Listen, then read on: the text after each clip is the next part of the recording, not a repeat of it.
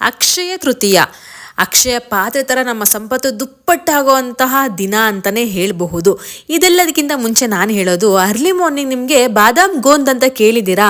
ಗ್ರಂಥಿಗೆ ಅಂಗಡಿನಲ್ಲಿ ಸಿಗುತ್ತೆ. ಅದನ್ನ ರಾತ್ರಿ ಪೂರ್ತಿ ನೆನೆ ಹಾಕ್ಬಿಟ್ಟು ಬೆಳಗ್ಗೆ ಎದ್ದು ಖಾಲಿ ಹೊಟ್ಟೆಗೆ ತಿನ್ನೋದ್ರಿಂದ, ಈ ರೀತಿ ನೀರಲ್ಲೇ ನೆನೆ ಹಾಕುವಂಥದ್ದು, ಆ ನೀರನ್ನ ಕುಡಿಯೋದ್ರಿಂದ ಬಾಡಿ ಫುಲ್ಲು ಕೋಲ್ಡ್ ಆಗುತ್ತೆ ಅಂತಲೇ ಹೇಳಬಹುದು.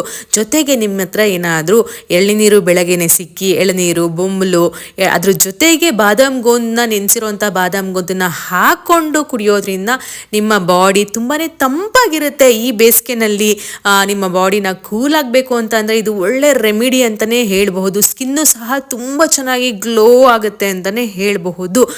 ಸೊ ಅಕ್ಷಯ ತೃತೀಯ ಅಥವಾ ಬಸವ ಜಯಂತಿನ ನಾವು ನಮ್ಮ ಸಂಪತ್ತನ್ನು ದುಪ್ಪಟ್ಟು ಮಾಡ್ಕೊಳ್ಳೋಂಥ ದಿನ ಅಂತಲೇ ಹೇಳ್ತಾರೆ. ಇವತ್ತಿನ ದಿನ ನಾವು ಯಾವ ಸಂಪತ್ತನ್ನು ಮನೆಗೆ ತೊಗೊಂಬಂದ್ರೆ, ಕೊಂಡುಕೊಂಡು ಬಂದರೆ ಅದು ದುಪ್ಪಟ್ಟಾಗುತ್ತೆ, ನಿಮ್ಮ ಸಮೃದ್ಧಿ ಆಗುತ್ತೆ ಅಂತಲೇ ಹೇಳ್ತಾರೆ. ನಾನು ಸಣ್ಣ ಪುಟ್ಟ ಅಂದರೆ ನಮ್ಮ ಮನೇಲಿ ಕುಂಕುಮದ ಭರಣಿ ಎಲ್ಲ ಇರಲಿಲ್ಲ, ಸೊ ತೊಗೊಳ್ಳೋಣ ಅಂತ ಹೋಗಿದ್ದೆ. ಬಟ್ ನನಗಲ್ಲಿ ಅನ್ನಿಸ್ತು, ಸರಿ ವೇಸ್ಟ್ ಅಲ್ಲ ಕುಂಕುಮ ಭರಣಿ ಎಲ್ಲ ಇಡೋ ಅಂಥದ್ದು, ಈ ರೀತಿ ಕಳಸ ಇಡೋ ಅಂಥದ್ದು, ಈ ರೀತಿ ಕಳಸ ತೊಗೋಬೇಕು ಅಂತ ಭಾಳ ದಿನದಿಂದ ಆಸೆ ಇತ್ತು. ಬಟ್ ಆಮೇಲೆ ಯೋಚನೆ ಮಾಡಿದ್ದು, ಬೆಳ್ಳಿ ರೇಟು ಜಾಸ್ತಿ ಆಗ್ತಾ ಇದೆ, ಚಿನ್ನದ ರೇಟು ಜಾಸ್ತಿ ಆಗ್ತಾ ಇದೆ.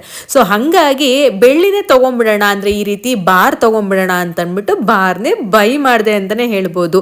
ನಿಮಗೆ ಗೊತ್ತಿರುತ್ತೆ ಮೇಕಿಂಗ್ ಚಾರ್ಜಸ್ ಎಲ್ಲ ನಾರ್ಮಲ್ ಆಗಿ ಎಲ್ಲದಕ್ಕೂ ಇರುತ್ತೆ, ಬೆಳ್ಳಿಗೂ ಸಹ ಇರುತ್ತೆ. ಅದರ ರೀಸೇಲ್ ಮಾಡೋದಕ್ಕೆ ತುಂಬಾ ಕಡಿಮೆ ತೊಗೊಳ್ತಾರೆ. ಸೊ ಹಾಗಾಗಿ ನಾನು ಇವತ್ತು 100 ಗ್ರಾಮ್ ಇರುವಂತಹ ಒಂದು ಬೆಳ್ಳಿ ಬಾರ್ನ ತೊಗೊಂಡೆ ಅಂತಲೇ ಹೇಳಬಹುದು. ಸೊ ಇನ್ ಫ್ಯೂಚರ್ ನಾನು ಇದೇನಾದರೂ ವಾಪಸ್ ಏನಾದರೂ ಕೊಡೋ ಅಂತಹ ಟೈಮ್ ಬಂದರೆ ನಮಗೆ ಕಂಪ್ಲೀಟ್ ದುಡ್ಡು ಸಿಗುತ್ತೆ ಅಂತಲೇ ಹೇಳಬಹುದು. ಸೊ ಹೇಗನ್ನಿಸ್ತು? ಸೊ ಇವತ್ತಿನ ದಿನ ಹೀಗಿತ್ತು. ಬಾಯ್.